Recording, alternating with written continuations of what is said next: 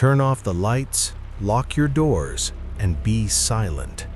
Because the story you're about to hear works best in the quiet, when every sound feels louder and your mind starts imagining things on its own.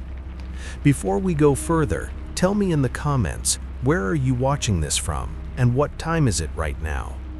So without any further discussion, let's begin. I still measure time by the length of shadows on the yard. When I was a child, the sun would slide down the face of the old maple and the world would narrow to the two of us, him daring me to go farther, me daring myself not to be afraid. 10 years doesn't feel like 10 years when you can still remember the exact way his laugh cut through the dark.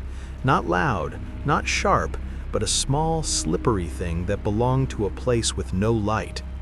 People ask what I do now, where I went after I left this house, and I give them a job title or a city because those are tidy answers.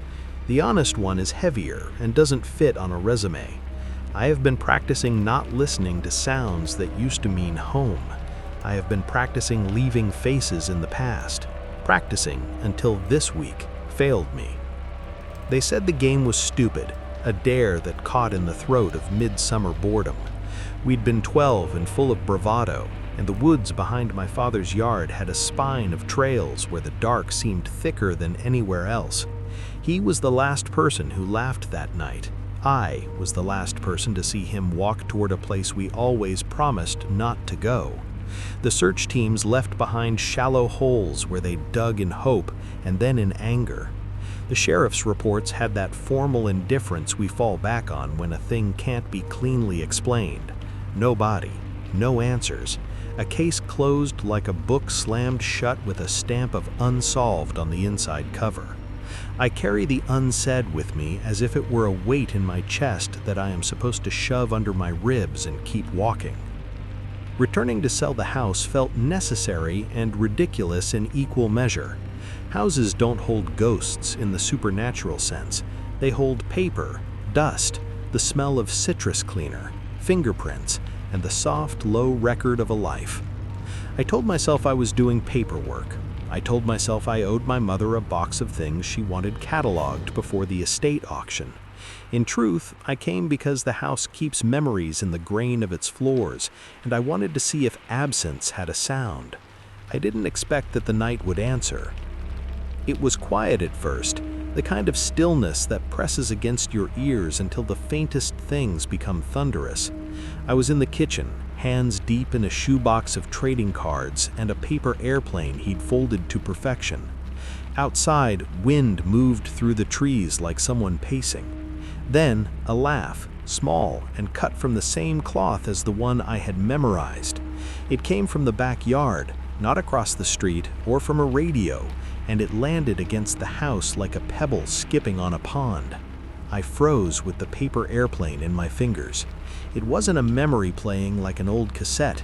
It had rhythm and breath. I could count the way it wavered on the third syllable. It was him.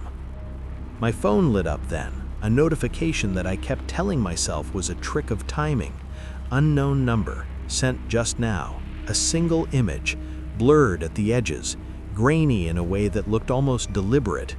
It showed two small figures from behind a tree, shoulders close in a way that friendship allows. I clicked before I thought to be afraid. The photo was of us, of him, younger by a decade and untouched by whatever had taken the rest of him.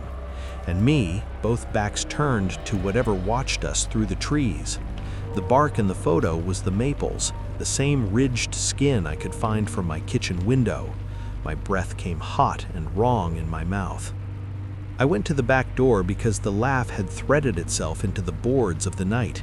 The back step was cold under my bare feet, dew soaking through the holes in an old sneaker. Near the threshold, muddy, child-sized footprints pressed into the soft earth, heading away from the house and into the black. They were the kind of prints that pull everything you thought stable into question. Small, recent, not blurred by wind or rain. They headed toward the old trail that led into the dark green mouth of the woods. I stood there, the silence making the wind sound like whispering lips, and the world narrowed until the only thing left was the space where he had last been and the way my hands wanted to shake. I called her because I had to hear someone human say his name. His mother answered on the third ring in a voice that carried the careful patience of someone who has been performing grief for years. She didn't laugh at me when I asked if she had heard anything. She confessed almost immediately that sometimes, late at night, she hears him playing in the yard.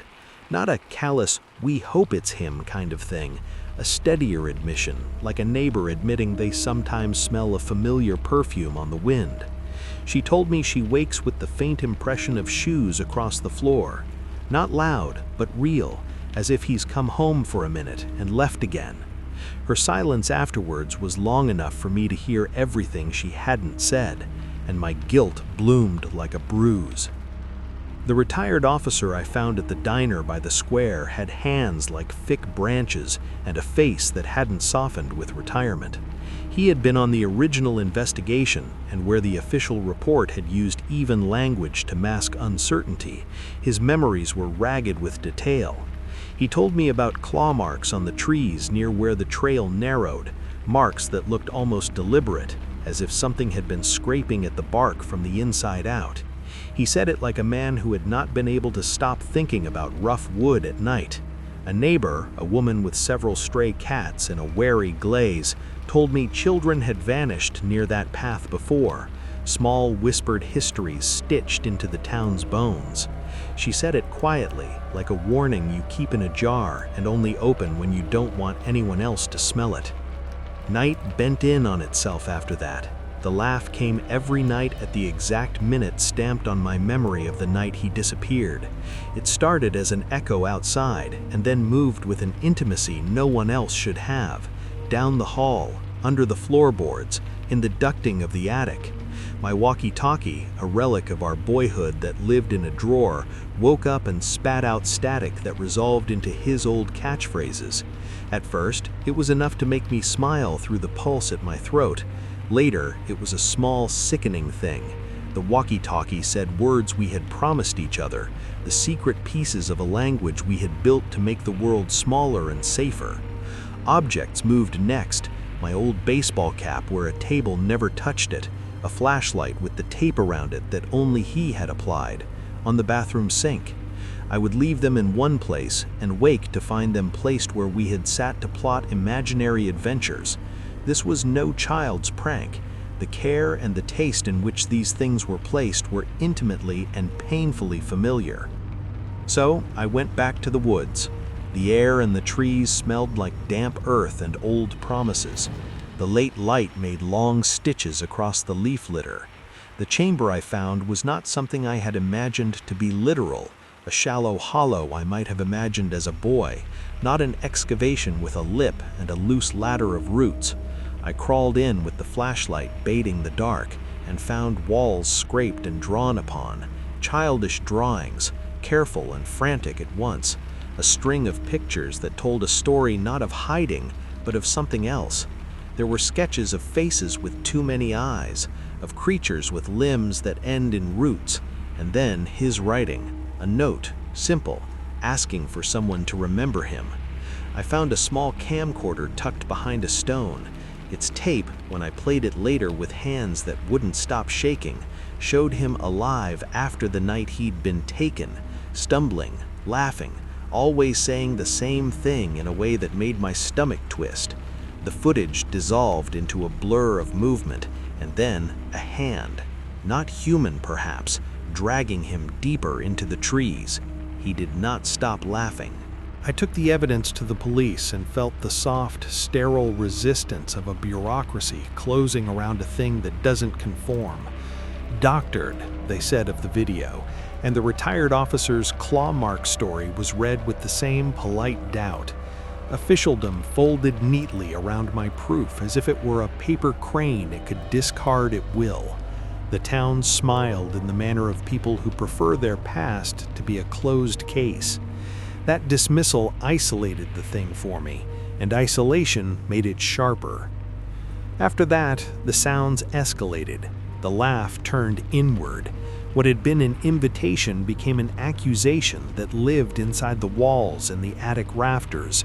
It crept into my sleep, a child's cadence threaded through nightmares until waking was the only forgiveness. Footprints stopped at the threshold and then continued across the floorboards, leaving tracks like a child had padded through a house that no longer believed in being haunted, only in being violated. Doors would open in the night, slow and without human touch. The attic hatch would fall with the sound of old wood sighing. I found small handprints on the fogged interior of a window, the size of a child's palm, pressed there from the inside, as if someone had stood with his face to the glass and watched me from a place the daylight couldn't reach. Once I woke to laughter in the dark, high and bright, and something tapping at the base of the bed like a thing looking for toes. No one believed me more than a whisper. Questions from friends were half words, apologies softened with the assumption of stress. They suggested therapy, rest, perhaps a prank. The lack of belief is a physical thing. It presses down like a new roof on a house already sagging. It allows whatever is doing this to become bolder, because disbelief is permission. It is a map with no boundaries. I stopped leaving the house unlocked. I stopped sleeping more than 2 hours at a stretch, and yet the thing had mapped every soft part of me and returned to it with a child's patience. I went back into the chamber in the woods because the room in my chest that holds guilt and the room in my head that holds fear were now rubbing against each other until sparks flew. I followed the sound, not just the laugh, but a rhythm embedded under it, like a footfall in another language. When the light caught him, he was older, the years under his skin like something that had eaten and then rearranged him. He looked at me with eyes that had marrow in them and something else moving behind the pupil. Sometimes his face cleaved back into the boy I had known. Sometimes it dissolved into something that was not quite him. He spoke without many words, and when he did, one syllable could be enough to rearrange my bones. He seemed loyal to something I could not name, and his loyalty was a thing that had been taught to him in the dark. We did not fight like two people trying to hurt each other. It was an encounter that hung on recognition and the cruelty of memory. I remember trying to pull him away, to reach an elbow into his ribcage and find the same warmth I had once known. He laughed as the creature, whatever raised him, moved to the periphery, not quite touching, but palpably present. He alternated between being terror and comfort, a hand that had loved me and a hand that could kill without regret. I made it out. I remember the sound of my own lungs like a drum in the tunnel of the woods, like something I had to get back into the world with. I remember the shaking of my limbs and the way that the town felt like an amphitheater where I had just performed for ghosts. I brought the recordings, the drawings, the worn baseball cap stained with leaf mold, and I found that the world had decided to forget what it had seen. The chamber's entrance had the neatness of a place that never had been disturbed. The authorities could not find a trace. The soil held no recent turning. It's hard to describe to someone the specific kind of erasure that feels like being physically unmoored, like waking up to a life where your childhood was edited out and no one kept the receipts of loss.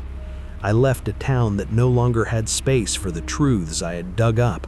I left because there was no other reasonable option. I thought leaving would loosen the cord around my mind. I found instead that the world carries its own echo. New cities give you anonymity the way old wounds give you a constant hum. I worked, I moved apartments, I closed the bank accounts and the tattered boxes. Life tried to resume its ordinary texture of bills and emails and the occasional flat, ironed conversation about weather. I convinced myself that distance was an answer. For a while it was, until a voicemail sat on my phone like a stone. It came from an unknown number. The voice was thinner than the memory of him, but the cadence made something inside me unclench, the old familiar rhythm. "You left me again," he whispered, a breathy, almost amused sentence. And then there was a pause long enough for me to hear the ceiling fan in the background, and then the last words that unstitched me. "Your turn now." The phone slipped from my hand and hit the floor with a small, useless sound, as if the house itself was too stunned to creak. I sat on the floor and listened to my own heartbeat and to nothing else, and in the listening I understood with a crystalline clarity that this was not an ending where I could be absolved. There's a quiet after certain kinds of terror, but it is not peace. It is a thin film over a pond, fragile and easily broken. I can feel the laugh sometimes under the hum of the refrigerator, behind the hiss of a kettle, in the soft pause between sentences. It comes and goes like breath. I keep watching the shadows at the edge of the windows, counting the seconds until the exact hour he disappeared, and I find my body tensing at numbers like an old man counting his breaths. I do not sleep without the light on. I have not told anyone everything, because part of me still hopes that silence can hold a thing at bay. That is foolish and sentimental, and perhaps true in the smallest, most trivial ways. I do not know whether he is lost to something that lived in the woods or whether he was remade by the thing he came to know. I do not know if the schoolyard laughter we all remember could have been harvested somehow and returned to stalk us like a folded flag. What I know is this: a laugh can be a map, and some maps do not lead home. I know how guilt tastes, metallic, stale, and how it can be a compass when nothing else will point. I know the exact tilt of the tree that shades my childhood bedroom window, and where a smear of old dried mud will always seem like a handprint if I let my mind work in the dark. Sometimes, in the space between a late-night show and the sleep that arrives grudgingly, I replay that voicemail and listen for anything beyond the words.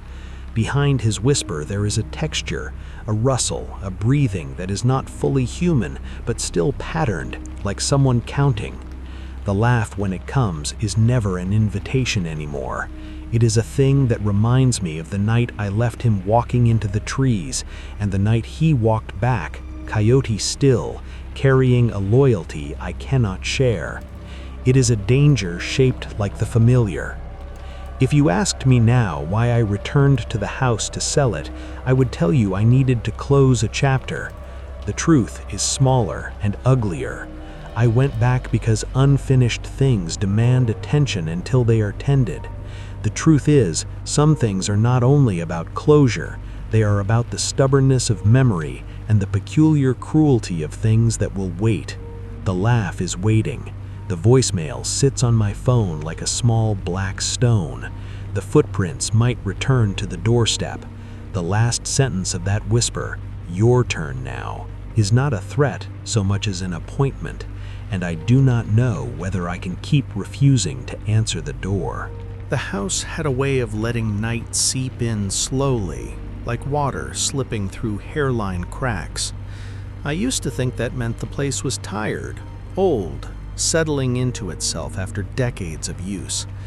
But that first night back, after the laugh and the photo and the footprints, I realized the house wasn't settling. It was listening. Every board felt tuned to some frequency I hadn't noticed as a child, as if the place had learned to absorb the smallest shifts in my breathing. I spent hours trying to convince myself I'd imagined everything, the sound, the photo, the prints. But imagination has a softness to it, a fuzziness around the edges. This was sharp, specific, intentional. I kept returning to the footprints, small enough to belong to a boy no older than 12. They'd been spaced evenly, each one clear, each one facing the woods. I found myself studying the pattern over and over, tracing the way the mud had dried around the edges. Fresh, recent, as if the earth had been pressed just a moment before I stepped out there. A part of me kept whispering, "You're seeing what you've always feared you would see." But another part, the heavier part, whispered something colder. you're seeing what you've always known would eventually come back. I didn't sleep that night. I just lay there in the dark guest room on the second floor, listening to the house breathe. The old pipes knocked occasionally, but each sound felt placed, almost rehearsed.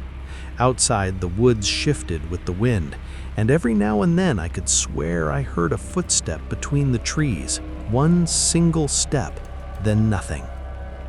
At some point, fatigue and dread braided together into a dull ache behind my eyes. I must have drifted close to sleep, because when the buzz of my phone vibrated against the nightstand, I jolted like ice water had been thrown over me. A text. No name, no message, just an attachment. My hands trembled before I even opened it. I already knew it would be another photo. My body recognized that pattern before my mind did. It loaded slowly, the pixels filling in like a developing Polaroid. 2 boys, backs to the camera, standing at the tree line. One of them wearing the same hoodie I'd found in the attic earlier that day, my old one with the frayed sleeves. The other boy, his posture, the way he leaned as if listening to something just beyond the darkness. I didn't need clarity to recognize him. But the detail that hollowed my chest wasn't the boys. It was the hand gripping the tree trunk beside them. Long fingers, thin, wrong, peeking from behind the bark like it had been waiting for someone to notice. My phone slipped from my hand and hit the floor with a dull thud. The sound echoed in the room longer than it should have, like the walls held onto it. I crouched down to pick up the phone, but as I reached for it, something caught my eye. Mud. A thin smear of it crossed the wood grain floor, right where the wall met the baseboard. I followed the streak with my eyes, a faint trail of dirty footprints leading from the doorway toward the hall. Child-sized. Only 3 prints, spaced like someone had taken steps and then disappeared mid-stride. The trail ended abruptly near the staircase, as if the child had either leapt or been lifted, or simply stopped existing. I didn't move. I didn't breathe. For a long moment, the entire house clenched around me like a held breath. Then, somewhere downstairs, something shifted. A soft tap, tap, tap, like a single knuckle knocking gently on glass. Not urgent, not hostile, just patient. I strained to hear more, but the tapping stopped the moment I focused. The silence that followed wasn't empty, it was weighted, like the air was waiting for me to react. I stood very still, hands at my sides, listening to my own pulse flutter in my ears. A memory tugged at me. My friend tapping my bedroom window at midnight, asking if I was awake, asking if I wanted to go out into the woods with him, one more adventure before sunrise. That memory should have warmed me, but now it felt like a cold hand dragging fingertips across the back of my neck. I forced myself to take one step toward the doorway. The floorboard beneath me let out a quiet groan, and somewhere deeper in the house, something answered, a sound like shifting weight, the kind a child makes when turning around in surprise. I froze mid-step, my breath caught halfway out. The sound had come from the kitchen, from the back door, from the place where those muddy footprints had begun. I should have turned around. I should have locked myself in the room and waited for daylight. But guilt has its own gravity, and it pulled me forward even as fear tightened my throat. I moved slowly, my fingers skimming the wall for balance as I descended the stairs, one deliberate, silent step at a time. Each step creaked in a different key, the house warning me or welcoming me. I couldn't tell which. By the time I reached the bottom, the air had changed. It felt cooler, like someone had just opened a door to the outside. The kitchen doorway loomed ahead, a darker square in the darkness. I stood at the threshold, barely breathing, straining to hear anything. A shuffle, a whisper, the echo of laughter. But there was nothing. Nothing except the faint smell of damp earth. And then, just when I convinced myself I had imagined the sound earlier, a soft exhale. Not mine. Low, close, directly behind me.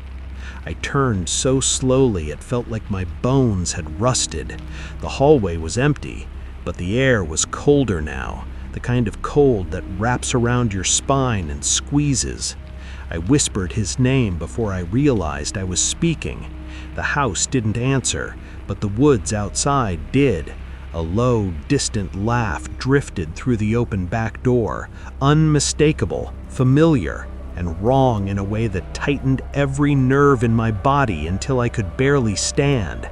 And just as the laugh faded, another sound cut through the night from the tree line, a sharp, deliberate crack, like something stepping on a branch, or something stepping out from behind a tree. I stood there in the open doorway, the house behind me silent, the woods ahead, breathing slowly. And for the first time in 10 years, I felt him watching me again, not as a memory, not as a ghost, as something waiting, something close, something that wanted me to follow. I didn't follow the laugh that night. I stood there much too long, drifting between the house's stale warmth and the wood's cold breath, waiting for some instinct to kick in, run, hide, scream something. But nothing came. Just the slow realization that whatever was out there wasn't in a hurry. It didn't need to be. It had waited 10 years already. By morning, the woods looked harmless again. Thin winter light slipping through the branches, the kind of gentle silence that used to make me and him pretend we could hear animals waking up. I kept telling myself daylight would make things feel rational, but it didn't. Daylight just made everything look exposed, like the trees were pretending not to stare. I needed answers. Desperation made the decision for me. The first place I went was his mother's house. I wasn't ready for how small she'd become. Her hair was gray now, clipped short around her face, and she moved slower than I remembered. But her eyes, she had the same soft, hopeful eyes she used to wear when calling our names from the porch. She smiled when she saw me, but her expression faltered almost immediately, like she'd spotted something behind me. "You came back," she said quietly. I nodded, unsure how much to say. I didn't want to sound unhinged. Not yet, not until I knew more. We talked in her living room, sunlight catching dust motes that drifted between us. She kept twisting her hands in her lap, rubbing her thumb over an old wedding ring. The house felt stuck in time. Same carpet, same furniture, even the same framed drawings he made in elementary school. I didn't bring up the laugh. I didn't mention the photo. I just asked her what she'd been hearing at night. She didn't hesitate. "Sometimes it's footsteps, little ones, in the yard." Her voice trembled slightly. "Sometimes I hear him humming, always the same tune, that lullaby he made up, the one he used to sing before running off to the woods with you." I swallowed hard. That lullaby had vanished with him. We only ever sang it out there, under the trees, pretending the woods would echo it back. She looked down, staring at her hands. "I don't open the door anymore, even when it sounds like he's right outside. I'm afraid if I look, he'll stop." A small shiver ran through her. Not fear, loneliness.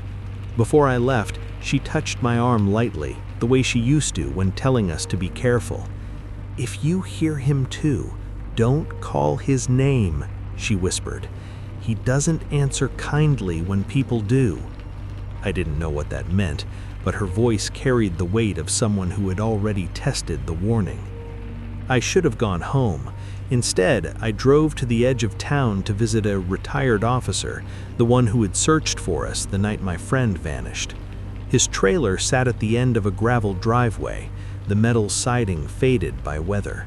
He invited me in with the tired acceptance of a man who'd expected this visit eventually. He didn't offer coffee, didn't ask how I'd been. He just lit a cigarette and stared at the wall, as if waiting for me to confirm why I had come. "People around here don't talk about it much anymore," he said after a long silence. "But those woods, they're wrong. Always have been." He told me how the search team found claw marks on the trees, deep, deliberate grooves, spaced too high for a kid, but too narrow for any animal native to the area. He said the marks formed a pattern, leading inward, as if guiding someone to a specific place. Not scratches, marks, like something tracing a path. A faint tremor traveled down my spine. He leaned back, exhaling smoke toward the ceiling. "We thought maybe one of you carved them. Kids do strange things when they're scared." He paused. "But they weren't fresh." I frowned. "What do you mean?" "They were old. Years old. Maybe decades. Like something had been waiting there long before you boys ever went in." I didn't know what to say. A strange heat crawled up my throat, fear mixing with something darker, like guilt curdling over time. Before he left, he added quietly, "Your friend wasn't the first kid to vanish in those woods, and he wasn't the last." He didn't elaborate. He didn't need to. That night, back at the house, I was still replaying everything when I noticed a moving truck outside the property next to mine. A man, mid-40s, lean, distracted, was unloading cardboard boxes onto his porch. I waved. He hesitated, then waved back. A polite motion, but distant, like his mind was elsewhere. Later, just before sunset, he approached the fence dividing our yards. He didn't smile this time. "You grew up here, right?" he asked, voice low. "Yeah," I said. He looked toward the woods, his jaw tightening. "Do people still hear things out there?" The bluntness of the question caught me off guard. I asked him what he meant. He scratched at his arm absently, eyes still fixed on the tree line. "Kids," he said, "laughing, running. I hear them every night around 2 or 3 in the morning, always near that same path." A cold heaviness settled in my stomach. He went on, voice dropping even lower. "My daughter's missing, 2 months now." He didn't look at me. "Everyone thinks she ran away. I don't." The wind picked up then, brushing through the trees with a long, whispery sigh, as if answering for him. He finally glanced my way, eyes hollow but resolute. "Something is taking them," he said quietly, "and it keeps taking them." A silence thick enough to choke on stretched between us as he stepped back toward his house. But before he shut his door, he added one last thing without turning around. "It waits for certain kids. It watches them first, follows them, calls them." A pause. "It called your friend, didn't it?" I didn't answer. I couldn't, because the truth settled over me then, like a shadow crawling across the ground. It had called me too, and maybe it never stopped. That night, when the woods finally went quiet, I realized something far worse than hearing the laugh again. I realized I was listening for it. The flashlight trembled in my hand as the singing fell silent again, cut off mid-note, like something had clamped a hand over its own mouth. My breath fogged in front of me, even though the room wasn't cold a moment ago. The darkness around the gap in the wall seemed to pulse, breathing in and out, and with each breath, the wallpaper near it wrinkled like skin tightening. A slow shuffle echoed from inside the void. Not footsteps, more like something dragging itself with elbows, pulling its weight inch by inch. Dust fell from the rim of the opening. My heart hammered against my ribs, begging me to run, but my legs locked instead, rooted to the floor as if something under the room held them down. A whisper flowed out, warm, familiar, too close to my ear even though the hole was several feet away. "I'm almost out." I jerked back, stumbling into the side table, the lamp crashing to the floor. The whisper didn't fade this time. It repeated, louder, cracking at the edges like a smile stretched too wide. "I'm almost out." My sister's voice, the exact tone she used when we used to hide during childhood games, except she had been dead for 13 years, and the last time I heard her speak, she was screaming. The boards under my feet creaked, bending ever so slightly. Something pressed upward from beneath, like fingers testing for thin spots. I backed toward the bedroom door, but it slammed shut on its own, rattling the frame. A soft thud came from the gap, then another. Then something pale reached through, small knuckles, small fingers, covered in soot or ash, scraping against the floorboards as it stretched farther into the room. "Don't close the door," the whisper whispered from inside the hole. "I don't like the dark in there." My throat tightened, my flashlight flickered, dimmed, then steadied again, revealing the small hand withdrawing back into the void, curling slowly as if beckoning me closer. The lullaby started again, but this time it wasn't from inside the wall. It was humming directly behind me. Warm breath grazed the back of my neck, carrying the faintest hint of dust and something sour, like wet soil trapped underground too long. The lullaby rose and fell behind me, every note perfectly familiar, the same one my sister used to hum on stormy nights when she tried to pretend she wasn't scared. My spine locked. I didn't turn, couldn't. The humming grew louder, clearer, as if leaning closer, brushing against my skin. Then the voice whispered, almost playfully, "You're standing in my light." My flashlight snapped off. Darkness swallowed everything. I froze, throat clenched, breath shaking. Somewhere in front of me, inside the wall, something crawled backward, its limbs scraping stone. Behind me, something else inhaled deeply, like smelling me. I forced myself to turn just my head, inch by inch. Nothing was there, just the outline of the room, barely illuminated by the leaking moonlight through the curtains. But the sound, the breathing, still hovered inches from my ear. A sudden knock echoed behind the wall, 3 sharp raps, then silence. My phone buzzed in my pocket. With trembling fingers, I pulled it out. A notification blinked on the screen. One new voice message from unknown. I shouldn't have pressed play, but the room felt like it was closing in, squeezing me forward, forcing the choice. The message crackled, faint static. Then, my sister's voice, tiny, muffled, terrified. "Don't let her touch you. She's wearing my skin." My blood turned to ice. A creak behind me, very slow, very deliberate, like someone tilting their head. The flashlight flickered back on by itself, beam jerking straight toward the wall gap, where a face now stared back at me. Not fully formed, not fully human, too smooth, too stretched, like someone trying to remember how to arrange borrowed features. "Almost," it whispered, smiling with my sister's voice. "Almost out." The wall bulged outward, plaster cracking like bone. I stumbled backward, but the door behind me pulsed, pushing me toward the emerging shape. The humming started again, this time in 2 voices, one inside the wall, one right behind me, both getting louder, both getting closer. The attic door was closed when I'd gone to bed. I remember checking it twice, the same way you check a lock when you're not fully sure what you're afraid of, only that you should be. Now it stood wide open.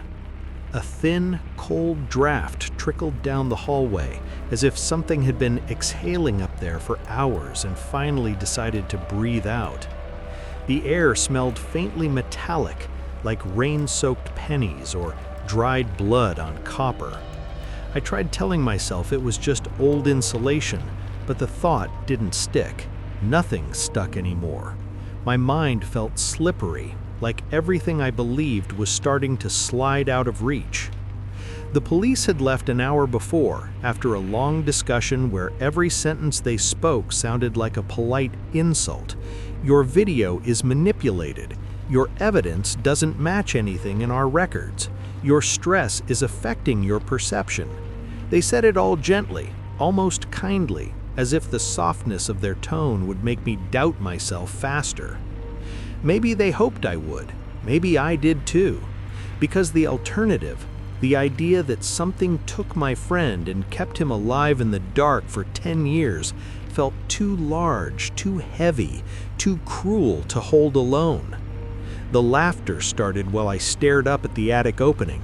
Not outside, not in the woods, not out of sight where memory could confuse sound with imagination. This time it came from directly above me. A single soft ha. Then another, stretched, slow, like someone testing their voice after years without speech. The boards above my head creaked as if a small weight shifted from one hand to another. I whispered my friend's name before I could stop myself. The sound barely left my lips before something in the attic stopped moving. Complete stillness, as if it heard me, as if it was listening. Then a second sound rose from the far end of the house, small, quick footsteps pattering across the floorboards near the back door. Light enough to belong to a child, wet enough to leave a trace. I could almost feel the prints forming, one after another.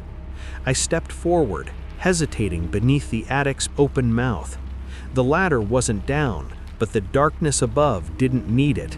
It felt like it leaned forward on its own, curious, hungry. A giggle trickled down, brushing the edges of the silence. Then, behind me, the kitchen door hinge squealed, slowly, softly, as if nudged open by something that didn't want to wake me, just wanted to see if I would notice. My phone lit up in my hand. New message. Unknown number. A photo loaded. At first, it was just darkness and blur. Then shapes slowly emerged. My living room, my couch, the lamp I'd left on. And behind it, half hidden, someone crouched low, arms folded tight against their chest, head tilted sideways like a curious animal. The face was buried in shadow, but the outline was unmistakable. Small, thin, the size he'd been the night he vanished. My breath tangled in my throat. The timestamp read 22 seconds ago. Somewhere in the house, a floorboard bent under pressure. Not above me this time, not behind me, but right around the corner. I pressed my back to the wall, listening. A slow, dragging sound slid across the hallway, fabric or skin brushing gently over wood. It paused, then began again, closer. I whispered, "What do you want?" No response, only the soft thud of something tiny tapping the baseboard, almost rhythmic, almost playful. The attic above me groaned again. Two sounds, two movements, one above, one on the floor, both waiting, both aware of me. I held my breath as the tapping stopped abruptly, right outside my bedroom door. A faint shadow pooled beneath the gap, small toes visible for a single moment before they darted out of sight. My phone buzzed again, a voice message. I didn't play it, not yet, because behind the bedroom door, a whisper slid through the wood grain, almost affectionate. "You took too long. I learned to come inside without you." Something scraped upward along the door, something small, something patient, something that knew my name even when I didn't speak it. Then the knob turned, very slowly, just enough for the latch to click, just enough for the door to open a sliver, just enough for something to breathe through the gap. The woods didn't feel like woods anymore. They felt hollow, like the entire forest was holding its breath as I walked the old path, the same one we took the night he vanished. My flashlight beam trembled on the ground, slicing through the damp air. Every few steps I caught a glimpse of something familiar. The tree with the split trunk where we carved our initials, the fallen log we used as a balance beam, the clearing where we dared each other to stay silent for 30 seconds. Back then, it felt like adventure. Tonight, it felt like a place remembering me. The laughter guided me, not echoing wildly like before. This time it was controlled, deliberate, always just far enough to keep me moving forward. My name threaded itself between the trees in a whisper, fragile as a breath, brushing my ears and then vanishing before I could turn toward it. The path dipped downward. I knew where it led, even before the flashlight caught the old rope half buried in leaves. The same rope we used to mark the boundary of the dare. We never crossed it as kids. I stepped over it now. The soil changed under my shoes, softer, colder. The trees bent inward here, leaning as if they'd grown towards something underground. My pulse hammered against my ribs with a steady, dull thud that felt too loud for this place. When the entrance revealed itself, a slit in the earth disguised by roots, I felt a wrongness radiate out of it like heat from an oven door. The underground chamber, the place I told myself I imagined, the place the police told me didn't exist. It was waiting for me, open. I crouched and slipped inside.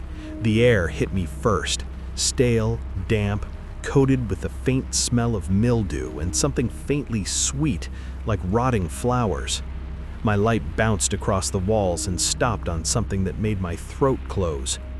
Drawings, dozens, hundreds, scratched into the dirt and stone. Stick figures of two boys holding hands, a crude sketch of our treehouse, a scribbled star I taught him how to draw. The drawings grew frantic the deeper they went, lines overlapping, faces stretching, hands becoming claws. And in the center of the chamber, knees pulled to his chest, hair hanging wild over his face. My best friend. But not the boy I remembered. Older, thinner, his limbs wrong somehow, bent at angles that hinted he learned to move in ways people shouldn't. His nails were long, darkened. His skin looked starved for sunlight. He turned his head toward me.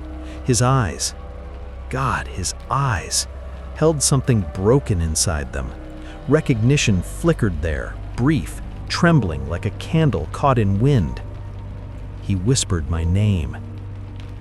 It came out warped, as if his throat remembered the shape of it more than his voice did. For one awful second, hope flared in me, raw, painful hope. Then something behind him shifted. The darkness itself seemed to rise, separating from the wall in a slow, fluid motion. My light hit its surface, and the beam bent unnaturally, swallowed by it, instead of reflecting. A shape unfurled, tall, jointed, patient. The sound it made was barely a sound at all, more like a distant hum you feel in your bones. My friend crawled toward it instinctively, like someone approaching a parent.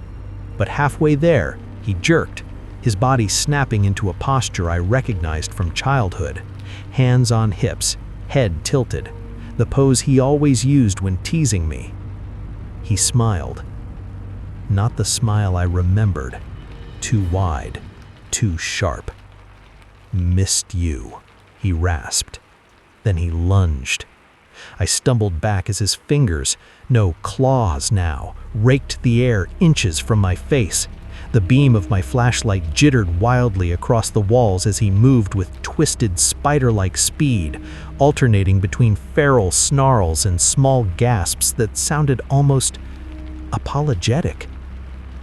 I didn't know which version of him was real.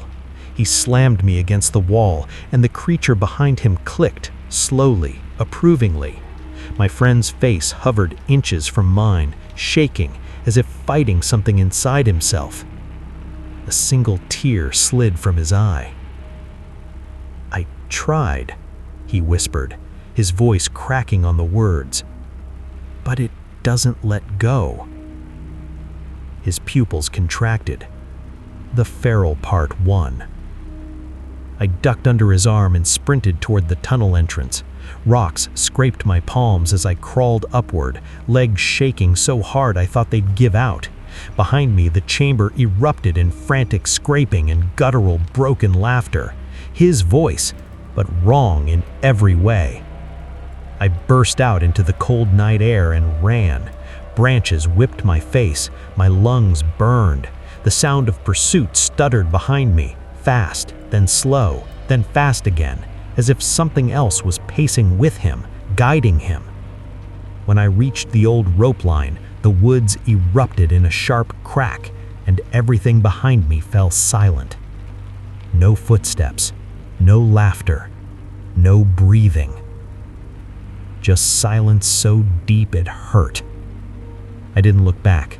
I didn't stop running until the house lights came into view, flickering faintly like they were relieved to see me. But even as I reached the door, as I locked it, as I pressed my back to the wood and slid to the floor, my ears still rang with the last thing he said before lunging at me. "I didn't leave you, so don't leave me again." And from somewhere far off in the woods, carried by the wind, a single soft laugh. I told the authorities everything. Every detail, every sound, every drawing carved into the chamber's walls.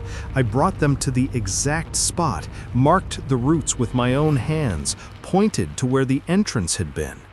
They walked circles around me, boots sinking into soft soil, shining their flashlights across nothing but undisturbed earth. No hole, no tunnel, no chamber. No sign the ground had been touched in years. They exchanged glances the way people do when they're building a polite wall between you and the truth they prefer. Their voices softened, careful, patronizing. Stress, trauma, memory distortion? They didn't say unstable, but it hung in the air like a word they were waiting for me to accept on my own. By morning, I stopped trying to argue. Their certainty was heavier than my fear. I packed what I could, sold the house to a company that didn't care about history, and left town before the sun fully rose. The woods never looked smaller than they did that morning, shrinking in the rearview mirror like a place pretending innocence. The drive out felt strangely hollow, like the world had more space in it now, but less air. Every time I blinked, I saw his face again, caught between pleading and feral. It stayed with me, settling behind my eyelids like it lived there now. In the following days, life slotted itself into a quiet routine, a small apartment in a city where no one knew my name, a job with tasks simple enough to keep the mind occupied, evenings spent trying to feel normal, lights on, windows shut, phone face down. At first, it worked. Or it worked enough. But some nights when the city noise thinned around 3 a.m., I felt it again, that pressure in the air, that faint sense of being studied from just behind the curtain of silence. I'd tell myself it was not real, that the mind echoes what it fears most, that leaving a place doesn't mean the place leaves you. Still, I stopped turning off the hall light, and I kept my phone set to Do Not Disturb. 2 weeks passed like that, quiet, steady, almost peaceful, until tonight. I came home to a single voicemail notification on a number labeled unknown. My hands went cold before I even picked up the phone. The timestamp said 1:11 a.m., but I hadn't heard it ring. It shouldn't have rung. Do Not Disturb blocks everything. Unless the number is saved as a favorite, which it wasn't, which I triple-checked. I held the phone for a long time before pressing play. The recording began with faint static, a soft crackle like something brushing past the microphone. Then a breath, wet, uneven, pulling through a throat that didn't sound used to speaking. Then a whisper. My name, drawn out slowly, almost tenderly. Then a second voice beside it, higher, younger, the voice I'd grown up with, the one I thought I had lost in the woods 10 years ago. You left me again. A pause, a soft, jittering laugh behind the words, something scraping the microphone like fingernails dragging across the phone's casing. Your turn now. The message ended there, but the sound didn't. Behind me, outside my apartment door, someone small stepped once, softly, onto the hallway floor, the faintest heel-to-toe pressure on old wood. I didn't move, didn't breathe, because then came the second step, closer, directly in front of my door. Something crouched on the other side of it, breathing, slow, steady, patient, waiting.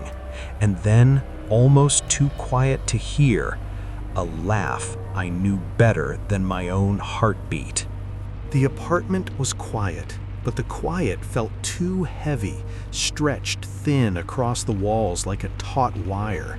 I didn't move, didn't breathe. My fingers clenched the phone so tightly it left dents in my palm. The hallway outside my door pressed against my ears. Step, pause, step, pause. The kind of rhythm that makes your brain calculate distances, anticipate weight, imagine size, and fail every single time. I forced myself to stand, careful, silent, and inch toward the door. Each step felt like crossing a frozen lake. One false move and the surface could shatter. My hand reached for the knob. Cold metal kissed my palm. The steps stopped. I didn't turn the knob. Instead, I pressed my ear to the door. The laughter had stopped. A long, hollow silence stretched through the apartment, thick as wet cement. Then, a whisper, unmistakable. You promised you wouldn't leave me. My stomach dropped.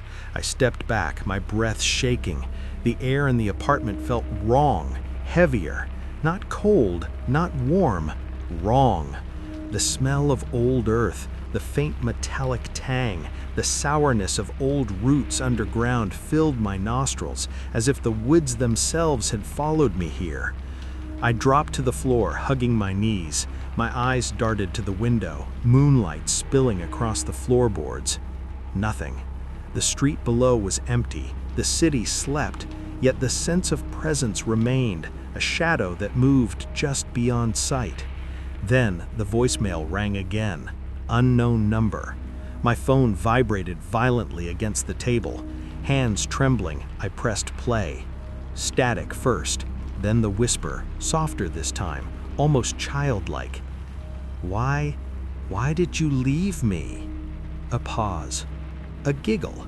This one was close, so close I felt the vibration through the floor. The doorknob rattled, a soft, deliberate scratch followed, as though someone or something was testing it, feeling for the weakest point. I couldn't run, I couldn't call anyone, the police wouldn't believe me, the city wouldn't help. All that remained was the choice I'd avoided for 10 years, to face it or let it take control. I slid along the floor, low, toward the kitchen. My flashlight lay there, discarded from earlier fear. I grabbed it, flicked it on, beam trembling as I swept it over the apartment. Nothing. Then the beam caught movement, a blur of dark hair, small, crouched low in the corner, face hidden in shadow. My heart stopped. The figure rose, longer limbs than a child's, movements jerky, unnatural, but the laugh that escaped it, my friend's laugh, made my blood run ice cold. Why didn't you come sooner? It whispered, tilting its head. My voice caught. I tried. It stepped closer. I saw him clearly now, older, twisted, eyes wild yet faintly human, shadows stretching across his sharp, hollow features. A long hand reached for me, fingers curled in ways no human fingers should, and yet he was him. He was my friend. "Now it's your turn," he said, echoing the voicemail, the pause stretching like a blade. I ran. The small apartment felt too tight. The walls leaned in. Every door I passed rattled with unseen hands. Behind me, the scraping chase sounded fast, then slow, then fast again, deliberate, patient, playful. I reached the window, tried to pull it open, stuck. The laughter came behind me, low and satisfied. A final whisper in my ear.